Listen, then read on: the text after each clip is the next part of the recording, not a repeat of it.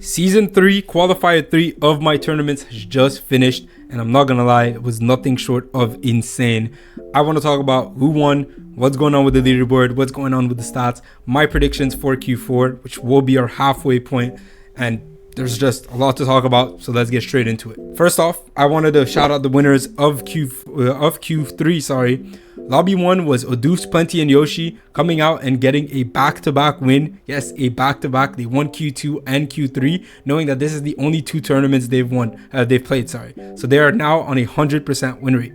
Lobby 2 was Color Diva, Usual, and Nuke, also coming out with a great performance, one of the best performances we've seen so far, and all 3 qualifiers. They crushed it. It was just good. What's going on with the leaderboard? Well, Tease, Krampus, and Blur are still holding up first place, but they are now tied with Odoof, Plenty, and Yoshi, which have the same 30 points because of their double 15.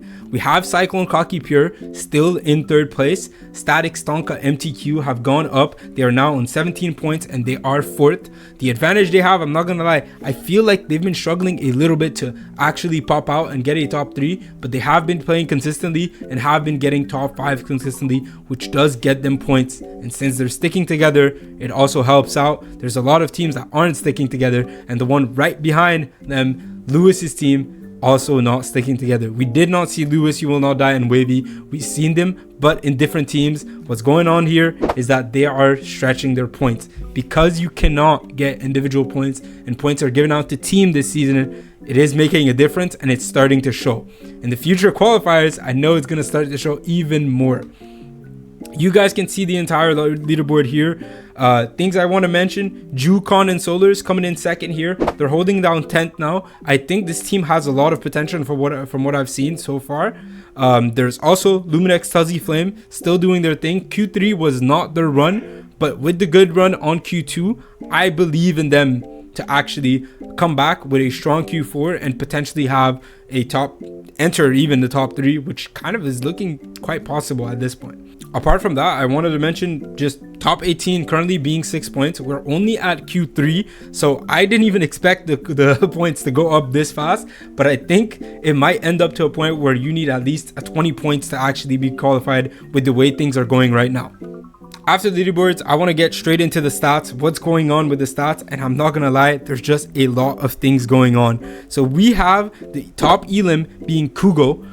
He has overtaken Krampus with 61 elims. Krampus is still right behind him on 59, so Krampus does not have a bad tournament. Kugo just had a little bit better in terms of elims, so he is now the top 1. We have, in terms of round wins, Blur, Tease, and Krampus still holding it up. They've been first since the beginning of the qualifiers, and they are holding up still. They have 7 total wins in terms of round wins, so this is quite insane coming from Blur IGLing, and I know Blur is doing a lot of that work, so I kind of have to shout that out. Tease and Krampus are crazy fraggers, but Blur is also making sure that they hold up until the end of the game, and it is paying them. It is paying off with them being first. I want to give some quick thoughts on the new season. Obviously, this is the first tournament we hosted with the new season and the new weapons in. I want to say the minigun is quite OP.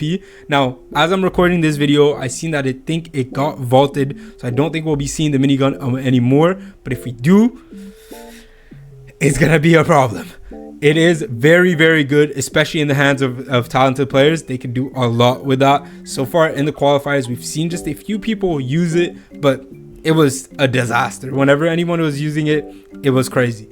Overall, I think honestly the guns are pretty balanced. Everything feels really good. I haven't played too much, but I did watch quite a bit with the tournaments, and I watched a little viewing party as well right after of the evaluation cup, and it was good. I'm not gonna lie, the weapons feel good, they look good, they look like they're not too OP, not too weak. So far I think that the new season is quite good. Let's get into the nitty-gritty. I know what you guys want to hear. It's my predictions, and my predictions, I'm not gonna lie, they might sound boring, but I think Tease, Krampus, and Blur, Odoof, and Plenty, and Yoshi are the ones that are going to be battling for this top 2.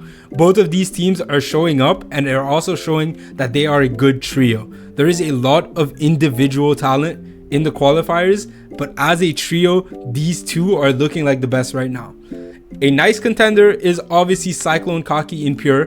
They've been showing up as well. They've been doing well. and they're at 27 points, so I think they're also a contender to see the top 3. These actually could be potential winners for the grand finals. I would have an eye out on them if I was you guys. I obviously, on the underperformance slash I don't think that's how it should have happened, I want to mention Kugo and Lewis. Kugo has been snaking literally every qualifier he's played with a different team. It's not been showing up. He had one good placement with Vapor, Kugo, and Bresci, and then after that it's kind of been downhill since then. So I think Kugo needs to either go back to that or figure out a trio that he will stick with for the end of the qualifiers.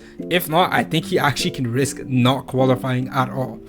Lewis is kind of the same. However, I think Lewis just has a little bit of an edge because he has that better placement. What You Will Not Die and Wavy, that win is obviously going to hold him just a little bit longer than it will Kugo.